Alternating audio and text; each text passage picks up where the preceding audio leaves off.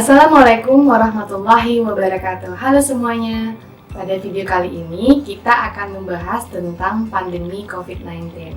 Adapun hal-hal yang akan kita bahas diantaranya tentang pandemi itu apa, kemudian perbedaan antara pandemi, epidemi, dan wabah.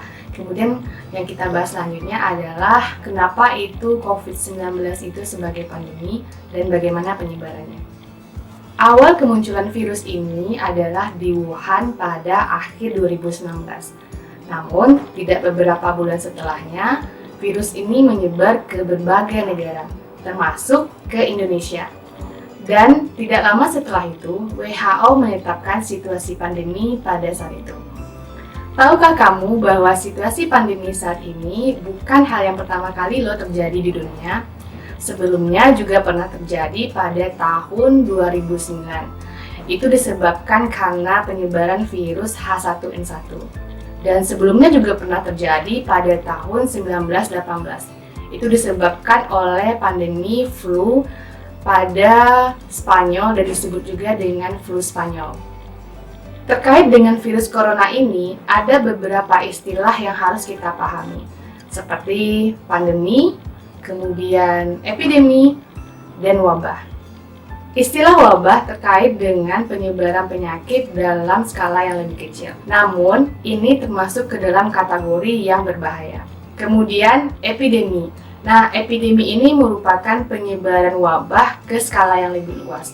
Misalnya, virus corona ini yang penyebarannya di daerah Wuhan kemudian menyebar ke negara-negara lain. Namun, ketika penyebarannya semakin luas ke negara-negara lain, maka situasi pandemi itu ditetapkan. Pandemi merupakan status yang lebih tinggi lagi, penyebaran yang luas dan penularan yang begitu tinggi, sehingga ini menjadi permasalahan internasional. Nah, yang perlu kita pahami terkait dengan COVID-19 itu sebagai pandemi adalah bukan berarti COVID-19 itu semakin kuat atau semakin ganas, namun penyebarannya lah yang begitu tidak terkendali, sehingga ini menjadi permasalahan internasional. Bagaimana cara COVID-19 ini menyebar? Orang dapat tertular COVID-19 ini karena mereka terinfeksi oleh orang-orang yang terinfeksi virus ini. Ada dua tipe orang yang terinfeksi virus ini, yaitu pertama, mereka yang mengalami gejala atau menimbulkan gejala ketika mereka terinfeksi virus ini, dan mereka yang tidak mengalami gejala walaupun mereka telah terinfeksi virus ini. Gejala yang ditimbulkan mulai dari yang ringan hingga berat. Nah, cara yang dapat dilakukan untuk mengantisipasi itu dengan meningkatkan imunitas tubuh kita dan menerapkan pola hidup bersih dan sehat. Langkah awal yang dapat kita lakukan untuk mengendalikan virus ini adalah dengan mengontrol penyebarannya dan juga mengontrol tekanan emosional diri kita yang ada dalam diri kita terkait dengan situasi pandemi COVID-19 ini, dengan cara tetap waspada dan yang paling penting adalah jangan panik.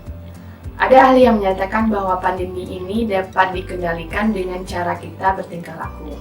Jadi pandemi itu bukan hanya terkait dengan penyebarannya yang begitu luas dan penularannya yang begitu tinggi, namun ia juga dapat dikendalikan dengan hal-hal yang kita lakukan untuk mengantisipasi penyebarannya, seperti menggunakan masker, kemudian cuci tangan, menutup mulut ketika bersin atau batuk, dan mengatur jarak sosial.